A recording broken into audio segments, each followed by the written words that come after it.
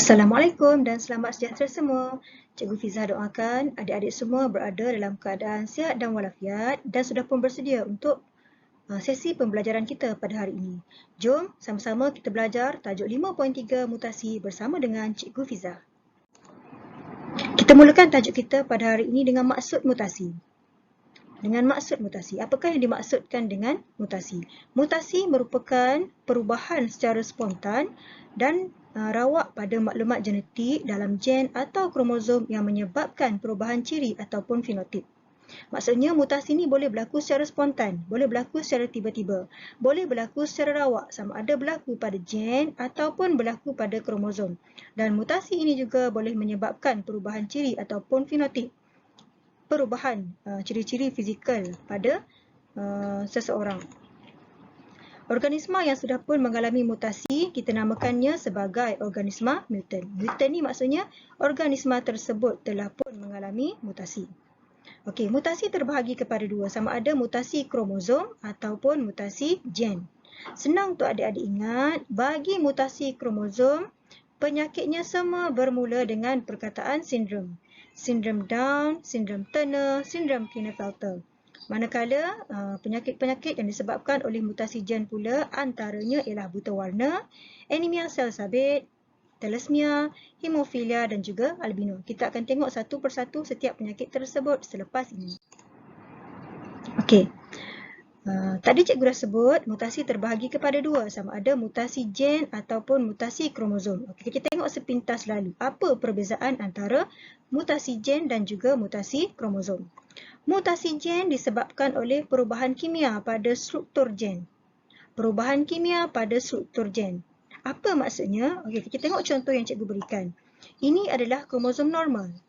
Pada kromosom normal tersebut terdapat gen-gen antaranya A, B, C, D, E, F. Ini ialah gen-gen yang terdapat pada kromosom normal. Okey, dan kromosom normal ini boleh mengalami mutasi gen, ataupun berlakunya perubahan pada struktur gen. Perubahan macam mana? Okey, contoh yang pertama, yang ini, sekiranya adik-adik perhatikan, sebahagian daripada kromosom tersebut telah hilang. Yang asal kita ada A, B, C, D, E, F, tapi kromosom ini telah hilang gen B dekat sini. Tiada B kat sini. Maksudnya telah pun hilang sebahagian daripada kromosom. Okey, manakala contoh yang kedua, gen telah disusun semula daripada A, B, C, D, E, F menjadi A, E, D, C, B, F contohnya. Okey, gen disusun semula secara rawak. Okey. Dan yang ketiga, gen lain bergabung dengan kromosom. Ada gen lain yang masuk. Contohnya dekat sini, sekiranya adik-adik nampak ada JKL. Maksudnya ada gen baru yang masuk. Semua keadaan cikgu sebutkan tadi bermaksud kromosom tadi telah pun mengalami perubahan kimia pada struktur gen. Okey, apabila telah berlakunya perubahan kimia pada struktur gen ataupun apabila telah berlakunya mutasi gen, ini akan menghasilkan gen yang mutant. Semua ni ketiga-tiga gen ini kita panggil sebagai gen yang mutant. Okey, itu berkaitan dengan mutasi gen. Yang kedua, kita ada mutasi kromosom. Mutasi kromosom ialah perubahan pada struktur ataupun bilangan kromosom. Perubahan pada struktur ataupun bilangan kromosom. Okey, kita tengok contoh yang diberi di sini. Pada sel anak yang terhasil, 4 sel anak yang terhasil di bawah ini, sepatutnya setiap anak mempunyai 2 kromosom. Sel anak yang pertama 2 kromosom, sel anak yang kedua juga 2 kromosom. Ini adalah kromosom normal. Okey, tetapi bagi sel anak yang ketiga, cuba adik-adik perhatikan, ada 3 kromosom di bahagian dalam sel tersebut, dalam sel anak tersebut. Dan sel anak yang keempat hanya mempunyai 1 kromosom sahaja. Yang ini 3, yang ini 1. Bermaksud telah pun berlaku perubahan pada bilangan kromosom. Dan ini dipanggil sebagai kromosom mutant. Akan menghasilkan kromosom mutant. Yang tadi gen mutant, yang ini adalah kromosom mutant. Okey, kita tengok satu persatu penyakit yang berkaitan dengan mutasi kromosom dan mutasi gen. Okey, mutasi kromosom tadi seperti yang cikgu dah bagi tahu, perubahan pada struktur ataupun bilangan kromosom. Contoh yang tadi ada yang berkurang, ada yang bertambah bilangan kromosomnya, menyebabkan berlakunya mutasi kromosom. Okey, penyakit yang pertama yang disebabkan oleh mutasi kromosom. Cikgu ulang balik, penyakit yang disebabkan oleh mutasi kromosom semuanya bermula dengan sindrom. Sindrom Down, sindrom Klinefelter dan juga sindrom Turner. Okey, sindrom yang pertama ialah sindrom Down. Bagi manusia normal, kita mempunyai 46 kromosom. Tetapi bagi pesakit sindrom Down, dia mempunyai 47 kromosom. Pesakit sindrom Down mempunyai 47 kromosom iaitu 3 kromosom pada kromosom ke-21. Okey, sekiranya kita normal pada kromosom ke-21 kita cuma ada 2 kromosom sahaja. Tetapi bagi sindrom Down dia akan terlebih. Mereka akan terlebih 1 kromosom pada kromosom ke-21.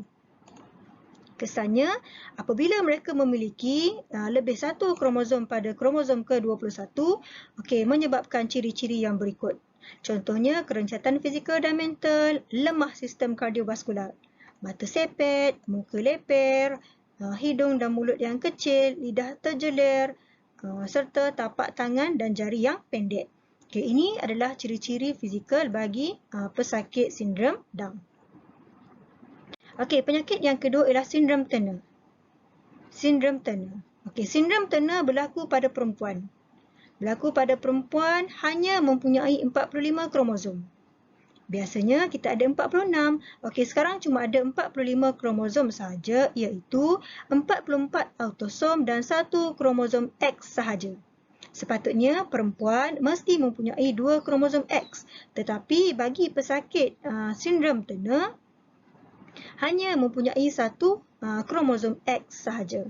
Menyebabkan apabila seorang perempuan hanya mempunyai 1 kromosom seks X1 sahaja, pertumbuhan pesakit tadi akan terencat, berbadan rendah, mandul, kurang ciri-ciri seks sekunder perempuan ataupun dia menyamai seorang lelaki. Perempuan tetapi mempunyai ciri-ciri seorang lelaki.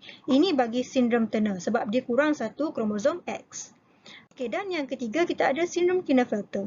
Sindrom Turner berlaku pada seorang perempuan. Tapi sindrom Klinefelter berlaku pada seorang lelaki. Mempunyai 47 kromosom. Iaitu 44 autosom, 2 kromosom X dan 1 kromosom Y. Lelaki yang normal akan mempunyai kromosom seksnya XY. Tetapi masalah timbul dekat sini bila dia terlebih 1 kromosom X. Mempunyai kromosom seksnya XXY. Terlebih 1 kromosom X di sini. Jadi, bila terlebih 1 kromosom X, apa yang berlaku pada lelaki tadi ialah seks sekunder lelaki tidak berkembang, perkembangan testis terbantut, mandul dan mempunyai ciri-ciri kewanitaan. Klinefelter berlaku pada lelaki, lelaki mempunyai ciri-ciri kewanitaan. Sindrom Turner berlaku pada perempuan dan perempuan tadi mempunyai ciri-ciri lelaki. Kita teruskan dengan mutasi gen. Mutasi gen ialah perubahan kimia pada struktur gen. Boleh juga menyebabkan beberapa penyakit. Yang pertama ialah penyakit buta warna. Penyakit buta warna ni berlaku pada alel resesif pada kromosom X. Kromosom X ni ataupun berlaku pada gen terangkai seks pada kromosom X. X ni kita panggil dia sebagai gen terangkai seks, berlaku pada alel resesif dan lazimnya berlaku pada lelaki. Cuba adik-adik perhatikan nombor yang terdapat pada kad ini. Apakah nombornya? Yang pertama, apa nombornya? Betul. Yang pertama ialah 42 dan yang kedua adalah 27. Bermaksud adik-adik mempunyai penglihatan yang normal.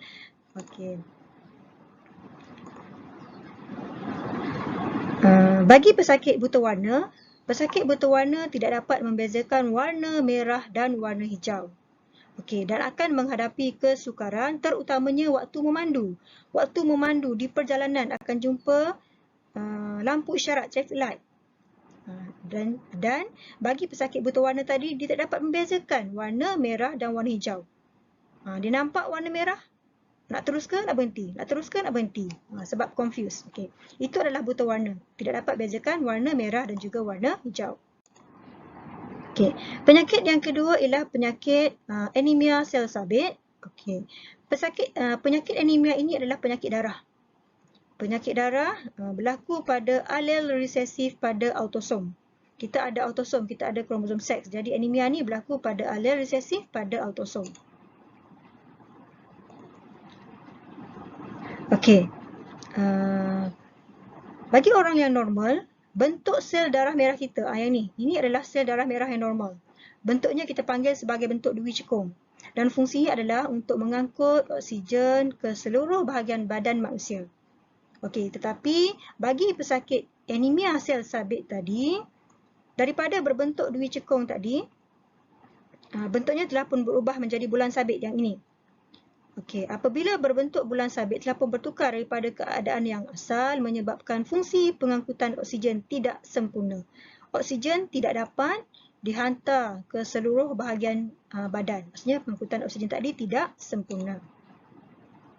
Okey, jadi bila kurang oksigen, pesakit tadi akan mudah berasa letih, kelihatan pucat dan lemah, senang untuk pengsan contohnya.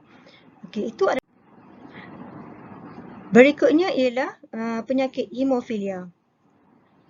Penyakit hemofilia masih lagi penyakit darah yang diwarisi melalui alel resesif pada kromosom X. Sama macam tadi, berlaku pada kromosom X. Kromosom X ni ialah berkaitan dengan gen terangkai seks. Okey, bagi penyakit hemofilia, darah pesakit tidak mengandungi faktor pembekuan yang diperlukan untuk pembekuan darah. Maksudnya begini, contoh kalau kita normal, kita manusia normal yang tidak mengidap penyakit hemofilia, apabila berlaku kecederaan pada jari, contoh tangan kita terkena pisau, luka, darah akan keluar. Dan darah tadi akan berhenti mengalir. Dalam tempoh yang singkat, darah tadi yang terkena pisau tadi akan berhenti mengalir. Okey, tetapi bagi pesakit hemofilia, darah akan terus mengalir. Sebab apa? Sebab darah pesakit tadi tidak mempunyai faktor pembekuan darah. Darah tidak boleh membeku dan darah akan terus mengalir. Okey, itu adalah penyakit hemofilia. Darah pesakit sukar membeku dalam kes-kes yang kronik boleh menyebabkan kematian. Okey, itu adalah hemofilia. Penyakit berikutnya penyakit thalassemia. Okey, bila kita sebut thalassemia ni berkaitan dengan penyakit genetik disebabkan oleh mutasi gen yang mengawal penghasilan hemoglobin. Okey, mutasi pada gen yang mengawal penghasilan hemoglobin. Hemoglobin ni ialah pigmen pada sel darah merah yang memberikan warna merah kepada sel darah manusia. Okey. Bagi pesakit thalassemia, sel darah mereka adalah lebih kecil. Contoh pada gambar ni, sel darah mereka lebih kecil dan jangka hayat sel juga lebih singkat. Dahlah kecil, jangka hayat dia lebih singkat. Okey, menyebabkan pesakit thalassemia ni akan mengalami masalah kekurangan darah yang teruk. Okey. Sedikit lagi berkaitan dengan faktor yang menyebabkan mutasi gen dan mutasi kromosom. Ada beberapa faktor yang menyebabkan mutasi, sama ada mutasi gen ataupun mutasi kromosom. Yang pertama, sama ada berlaku secara semula, jadi tiba-tiba saja berlaku perubahan tadi.